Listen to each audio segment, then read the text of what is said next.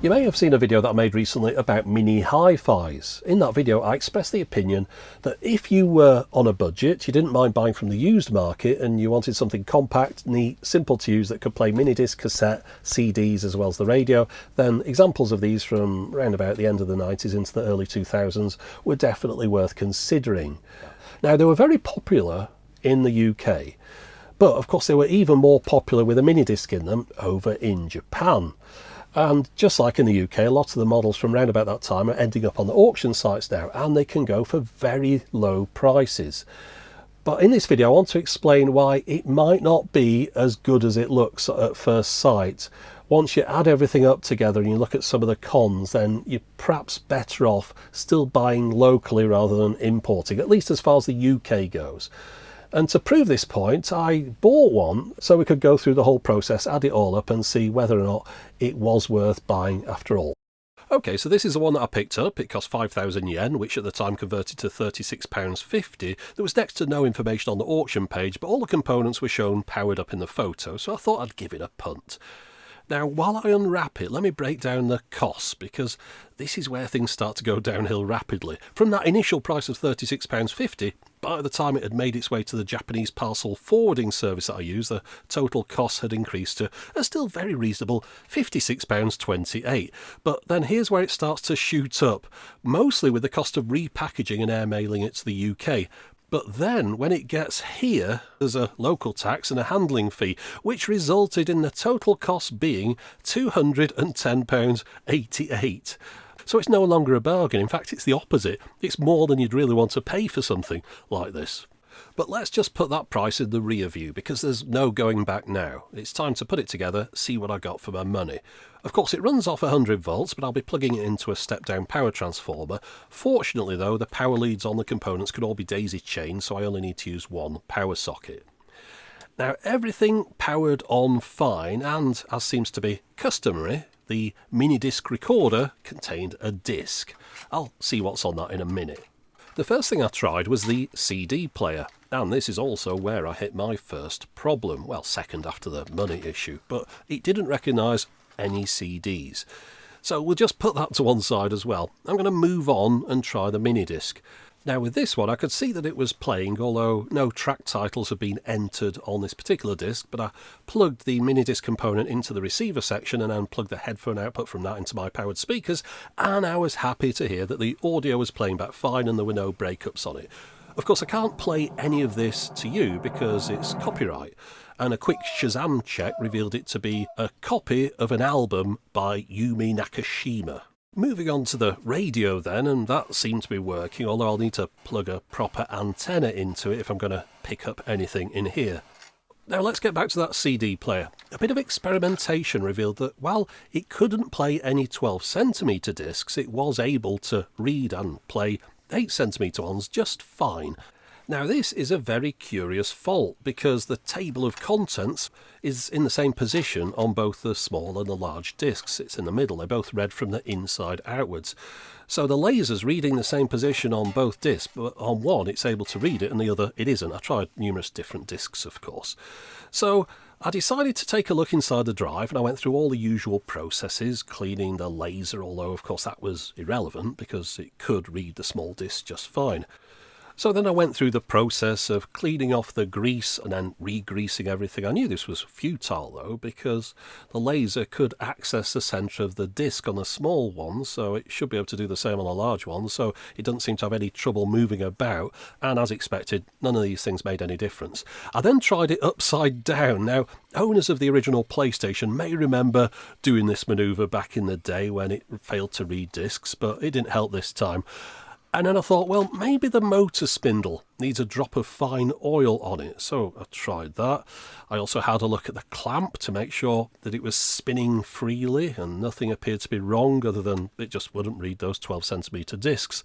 And then after much playing around with it, while it was spinning up to read the table of contents, the part where it always fails, I gave the disc a bit of manual help by spinning it faster with my finger, and to my surprise that worked. It enabled it to read the start of the disc, and then from then on it would just play the rest of the disc just fine.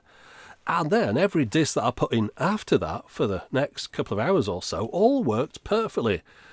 I still didn't know what had been going on, but it seemed like it was working fine now. I just couldn't get the problem to reoccur at all, so I put the lid back on. So with everything working, I moved on to cleaning the components thoroughly. There was a prominent scrape on the plastic fascia on one side. Unfortunately, it was something that couldn't be cleaned because the surface coating had been scratched off. There was also a couple of scratches on the volume knob, which couldn't be removed but did clean up a little bit. So now it was time to wire it up properly. I bought some extra short leads in an attempt to keep the back of the unit as neat and tidy as possible. When you look at something like this, you can see why those all-in-one systems appeal more to a lot of people. If you're going to keep a system together in a neat stack like this all the time, well, there's very little need to have those individual sections removable. I wired it up to some speakers that I borrowed from a classic mini system that I'll show you at some point in the future, and there you have it. A mini system with a CD, mini disc and radio.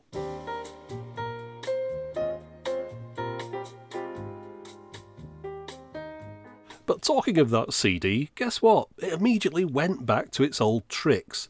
Now this was a few days after I'd got it working. I'd been waiting for my cables to arrive, and in that intervening time the fault had reappeared, but now not only was it that original fault, it also decided to develop a new fault. It refused to open the disc tray anymore. So needless to say, I took it back apart and played around with it for a while. The door wasn't sticking on anything physically, it just seemed to be an electronic issue. It was something inside telling it not to open, as if I'd been pressing the button whilst a disc was spinning, but then when the disc actually stopped, it still didn't open. I also have a good feeling that the reason the motor couldn't spin the larger discs is because, of course, they'll weigh a little bit more, and therefore that means that it's perhaps not got enough torque for those discs, which would suggest that the motor itself is somehow worn out. In the end, my technical diagnosis for the CD player was that it was just plain knackered. So it was time to cut my losses with that. We'll ditch the CD component, and now it's just a system comprising of a mini disc and a radio. Okay, well, that'll do. It actually looks quite neat like that. I was just starting to get used to it, and then the mini disc gave out. Now, I've seen them get dirty lasers before, and I've cleaned those off, but a mecha error? I mean, what the heck does that mean? But anyway, all right, who needs a mini disc player anyway? Let's just have a nice little radio setup. There you go. But you'll never guess what, or perhaps you will. The amp then gave out. It started intermittently cutting out, completely muting whatever I was listening to, whether it was the radio or anything plugged in externally. So that was the last component. There was nothing left to break. Perhaps not the best purchase ever. So there you go. That was a failure from the beginning to the end and the top to the bottom. As I was putting the footage together the other day, and I hadn't seen it for many months, the hi-fi, of course, was getting smaller as each component failed, and it made me think of the Monty Python Black Knight, "'Tis but a scratch," and in the end there was nothing left on it that worked properly. And as you can imagine, it's no longer in my possession, so any suggestions as to, oh, you should try this or you should do that, yeah, it's got to be lost, I'm afraid, because it's not here anymore. Now, I set out to make a video deliberately that was a bit of a failure as far as an idea goes. It's not often you'd say that, but I had this impression from earlier things that I bought from Japan that it wouldn't work out favourably economically by the time you'd imported it. I just wanted to prove that point, so I set out, I bought one that looked all right, and by the time it got here it was over £200, and in the end nothing on it worked. So I kind of proved my point. I didn't expect it to go that wrong really at the end, and it just shows how good a value for money that UK hi-fi that I bought was. That was like £65. It did everything that one did and more besides, because it had a cassette deck on it and everything on it worked. So you'd think that would have put me off buying anything from Japanese auctions like this, but it didn't, because there's things that you do see over there that you just don't see anywhere else. So rather than buy something that you could buy in the UK thinking it'll be cheaper and it isn't, get something that you can't get anywhere else, and then of course it costs what it costs. And that's exactly what I did with this micro hi-fi system. You might have seen this briefly in a recent video where I went through some formats that I'd received in the post. Now, this It's a plasticky kind of thing. It's a little bit smaller than the other one, easier to wrap up, and I bought this along with a few other things. Got them all shipped over at the same time, so I haven't broken down the price for this separately because it's impossible. But one thing that did happen with all this Brexit stuff and things, I think the duties have changed from Japan. So by the time this was sent to me, I didn't have to pay any import duty at all or parcel handling fee. So it ended up working out a lot cheaper. I'll still say it's probably over £100 though, once I include, you know, the costs of postage and things like that. But certainly nothing like that other one. But the reason I got this is because it just looks so odd. It was so eye-catching. I had to get hold of one just to try it out. So let's see how I get on with this one. So this one in Japan cost 4,444 yen, which is just under £29 nowadays, and that was the buy it now price. I mean, these things seem to be worth very little nowadays in Japan, but if you live there, you'd be able to buy something that could play CDs, mini discs and the radio for a very small amount of money. You'd be spoilt for choice. It's a very interesting looking object, this one. I could imagine it being used to form part of a spaceship's console in a low-budget sci-fi movie. And it's especially eye-catching with the room lights dim, like this. Now, there was originally a set of speakers that came with this, with a similarly eye-catching design, and in fact when I went looking the other day, someone was selling one of these with matching speakers for 2,000 yen. That's £13 or 18 US dollars. The mini disc wasn't working though. However, you might think that it'd be worth it for just the CD and the radio, but I just want to mention something about that here. There is an issue with shipping speakers from Japan. Now, it's something I've never tried myself, but the intermediary company I use states that speakers are only sent via special parcel services, and I've got no idea how much that costs, but it sounds expensive. Now, I see this warning at the top of the page for almost all speakers or devices that come with separate or detachable speakers. And this website gives a good explanation as to what's going on. Japan Post won't ship speakers internationally. The reason is because of the magnets in them. They say the speakers with unshielded magnets can affect airplanes' electronic devices. Whilst they'd be fine shipping shielded speakers, the administration involved in proving that your specific speakers are shielded would make it too complicated. It's easier just to assume you can't ship speakers full stop. And it seems speakers are shipped mostly by sea as a result. And that is why when I bought mine, I went looking for one that was being sold without those nice speakers. Meanwhile, over in Japan, when these came out, it was possible to order a variety of different colours of speaker cover. And I do think the brown ones do look pretty smart. They give the whole thing a kind of 70s retro future aesthetic. But anyway, getting back to my speakerless system, I've connected the 3.5mm line-out socket on the back up to my powered speakers. You can also connect this up to standard speakers via the spring clip terminals at the bottom. However, I'm not too sure whether those original speakers would have been more suitable. The specs are a little bit confusing in this regard, but there is a subwoofer output socket on the back, and there are controls for this and a faux surround effect on the front, which of course would have no effect on my line level output. I'll just quickly mention that on that back panel below the antenna connections is an auxiliary input as well as an optical in, which you could use to send a digital source straight to the mini disc. But of course, that's enough of the usual stuff. The reason I got this is because of the way it looked, and it's certainly an unusual design. The backlit buttons for me add a lot, and they can be turned off, but it just seems a waste to do this. I do love a backlit button. There are even some flashing lights that not only reflect the audio level, but they also double up to indicate when you're fast forward and rewinding. The display is nice and clear as well. There's lots of information contained on it at once, and there are so many buttons on the device, including some that are hidden behind a motorised panel, that you can completely get by without having to resort to using the remote control. Panasonic have a habit of putting these motorised panels on their micro hi-fis. You can still get some that do similar things like this today, and I very much appreciate it. But whilst this thing looks like something from an alternate future, as far as the tech goes, it's very much from the last century. The mini disc, for example, it's not compatible with MDLP, and the CD player, it doesn't read CD text, and if you're doing a CD to a mini disc copy, it can only take place in real time. And since no text gets carried across to a recorded minidisc, the process of titling up the discs is really quite awkward and takes a considerable amount of time and patience. But if you're sitting there thinking, well, I don't care about that, I'm not going to be recording onto minidisc anyway, well, that's fair enough, but perhaps this is more relevant to more people. It's the fact that the FM radio only picks up 76 to 90 megahertz. Now, interestingly, my radio still had the presets in it that the previous owner had stored, and it showed the stations that they could pick up between those frequencies. Whereas here in the UK, where I am, the only station that I can pick up with the radio on this is Radio 2, which is at 89.9 megahertz. So this is definitely something to bear in mind with older Japanese radio receivers. See what frequency range they cover. It's something I always try and check. However, in this case, I wasn't planning on using the FM radio on this thing, so it didn't really matter. For me, this was really all about the unusual eye-catching design, and it's certainly got that.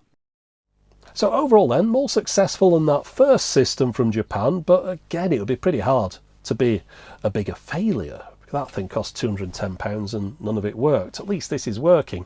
I wouldn't recommend anyone go ahead and buy one of these. When you just look at it for what it is, it's quite a basic system. I mean, it was designed, you can see, to be quite cheap, but of course by the time you've imported it from Japan, it's no longer a little cheaper system. One thing to say about them, with these vacuum fluorescent displays, when they tend to be on all the time, they fade reasonably quickly. I had a nice little mini hi-fi system myself and had to get rid of it because the display just faded. The rest of it was working, but I couldn't see anything on the display after a while because it was always on 24/7 with a clock display on the front. Luckily this one seems to be okay for the moment. But if we just move away from that now, so that was system number 2. You might remember in the mini hi-fi, or shall I say micro bookshelf hi-fi, that I reviewed the Sony one from the UK that still is, of course, much better value than this because it has a cassette on it. But in that video I did mention that over in Japan it wasn't uncommon to have a system that was like a boombox, that you could have a cassette, a CD and a mini disc in. They tended to perhaps drop the cassette and just have the mini disc in a lot of them, but it was possible to get all three in one device. And I set my mind on getting hold of one of those because I thought it'd be a nice thing to have in the corner of the room here, so I could play all the formats that I've got within arm's reach in here. So let me show you the boombox that I then imported from Japan, and we'll have a look at that one and see if that offers a reasonable value for money over getting one of these mini systems. Okay, now this one, well, it was a bit of a gamble because we've got that warning at the top there about the speakers again, but I thought I'll just roll the dice and I'll see what happens. At least if it all goes horribly wrong, I can talk about the experience of trying to import something with speakers from Japan. So I managed to win the auction for 2,400 yen, which is just under £16 or 22 US dollars. Now, the reason I went for this specific one was because the listing here was really clear for a change, with a good description and nice large photos, and it seemed like everything was working. Unlike so many of these chancers who say, oh, I don't have a tape or a mini disc or a CD to test this thing with, and like they couldn't borrow one from someone for a minute, this person showed all the formats being used. And there was also a photo of the back of the unit which showed that this particular radio picked up the extended frequency range for FM, which you'd expect for a device of this age. It's from 2005, but it's nice to see this information confirmed. They even pointed out that the only blemish was on the top of the case, and also updated the listing to mention that it had a remote control. So I had high confidence in this one. Now, you may think that the parcel forwarding company that I use is expensive, and that's most likely because it probably is. However, I've never had any problems with them. They pack things really well, and if I've ever had anything sent via them from Japan, I know that if it was good condition when it was put in the box, it'll arrive in exactly the same condition at my house. The total cost for this one came to £132.81, and again, no duties to pay this time. And whilst that is a significant increase on that original selling price, it's still a really fair price for a boombox that's in good condition and can play CD, MD and cassette. I think this must have been amongst the last mini-disc capable boomboxes to be launched, as it came out in April 2005. I'm happy to say it arrived in perfect condition. Everything on it works fine. I'm glad they found the remote for it too, because it's essential with this one. For example, it's the only way to activate the surround and sound enhancer modes, or adjust the bass and the treble. And I found that they really do need adjusting too. On the default settings out of the box, it was all a bit thin, but after a bit of tweaking, it sounded far better. And that remote is also the only way that you could adjust the display, and you can alternate between the usual track and title information, or in this case a levels display, and you can dim or turn off those orange lights. You might be wondering what they're for. The answer is not a lot, are just aesthetics I suppose, and you can also have them flash irritatingly to the music. I much prefer just to have them lit permanently. And it's worth noting that if you do decide to run this thing from the batteries, those lights go off. So I find that a very good way to know whether I've remembered to turn on my step-down power transformer, just so I'm not running the batteries down when I think I'm actually running it off mains. The CD and the cassette are located next to each other on the top, and as expected, that cassette deck is only geared up to record onto Type 1 tapes, but that's not much of a hardship nowadays when those are the only type of tapes you can buy new, and the other stuff is very expensive. The tape playback performance, well, it's adequate. I wouldn't say outstanding. It scores around 0.12% wow and flutter, and it runs at about 1.5% fast. We're not talking closed loop, dual capstan, quartz lock performance here, but it's just your typical boombox. And again, the frequency response test revealed a acceptable, if not mind-blowing performance. But all in, I've got to say I'm perfectly happy listening to my tapes being played back on this machine. And whilst it doesn't have auto-reverse or track skip functions, it does have soft touch controls, and I've got no issues with the sound quality. And it also has a playback only setting for high position tapes. According to the manual, that's for both Type 2 and Type 4. Of course, as you'd expect by now, it comes with another free mini-disc, and this one contains a copy of the second CD from a 2-disc Best of Nocco compilation from 2006. The mini-disc itself is MDLP compatible, and a CD can be duplicated at 4 times speed. And because the CD player is CD text compatible, it transfers those track titles across to the mini-disc if they're present. But one interesting tidbit that I learned from the manual is that in a slight nod to copyright, the ability to record at high speed like this onto a mini-disc is limited. You're only able to record one CD at high speed every 74 minutes. So if, for example, you copied a whole CD album across to a mini-disc at high speed and it took 10 minutes, you'd have to wait another 64 minutes before you could go ahead and copy another one at high speed. Basically, it slows down how many copies you can knock out. The radio works well, and it's got the capacity for storing presets, but of course there's no RDS or DAB radio, being that this was made for the Japanese market only. And this device also has a clock in it that you can use for timed recordings, as well as for waking you up or activating a sleep timer. In places, though, I've got to say the design of this is a bit of a case of style over function, because while the CD and cassette start, stop, pause buttons are on the top, the rest of the controls for these are mingled in with a crescent of small buttons that adorn the front, and the volume's hidden in with those as well. So the radio tuning buttons, for example, double as CD track selectors, but they're also the fast forward and rewind for the cassette. But next to those are the mini-disc play, pause and stop buttons, which are all too easy to press, thinking that you're in the CD mode and you'll just press play and then you activate the mini-disc player instead. It takes a little bit of getting used to, but these controls and more besides are also duplicated on the remote. In fact, the remote is definitely essential to access a number of features.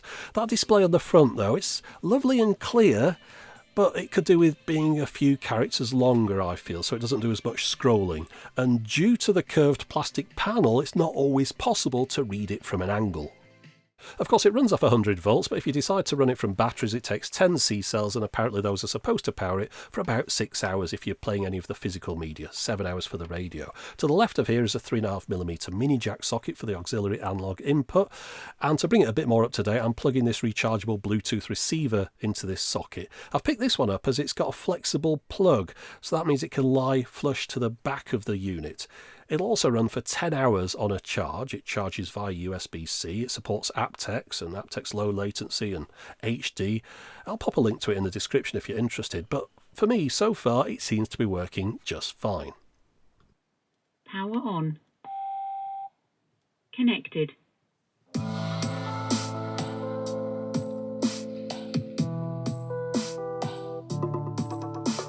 And whilst there's no optical input on this one, around the front you'll find a couple more sockets. We've got a headphone output here and a mic in. Of course, for karaoke purposes, there's a vocal muting feature to enable you to sing along with pre-recorded music. But overall, I'm very happy with this one. It does exactly what I needed it to do. So that's the Boombox experience. It seemed to work out all right, although I've got to say, devices like this, they're really from the tail end of when I'd want to buy a boombox from. By the time this had come out, things were really starting to decline in quality, especially around the area of the cassette and the CD player. As far as the eject mechanisms go and things, and the battery compartment, a lot of plasticky parts to this. But still, we're dealing with something that's a heck of a lot better than the vast majority of boomboxes that you can buy nowadays. So in summary, what have we learnt? Well, probably very little, like most of my videos, but personally I would suggest that I don't think it's worth getting hold of a mini, micro or bookshelf hi-fi from Japan. It just doesn't work out financially in your favour, at least here in the UK, when there's already plenty of alternatives that you can get hold of at much better prices. When it comes to boomboxes though, if you want one that can play back your mini discs as well as your CDs and cassettes, maybe the Japanese auctions are the best place for one of those. But you've got to be very careful about getting one that has the right radio frequencies, and I'm really not sure about this speaker business. I mean, these things have got speakers on them. Why this could be shipped air freight when other things couldn't, maybe they just assumed that, well, these will have shielded speakers in them. Being a boombox, it would do. But then again, maybe it was just lucky that it got through, and next time if I ordered another one, it'd get sent via a ship and cost me an absolute fortune. So the whole thing's a bit of a gamble, but then again, that's all part of the fun, isn't it? Well, sometimes it is, unless you lose a lot of money in the process. But there you go. That's my summary of importing a few different audio devices from Japan, some that worked out, some that didn't. And it's entirely up to you whether or not you take away any of this advice or you just ignore it all entirely, which is probably the better option. But anyway, that's it for the moment. As always, thanks for watching.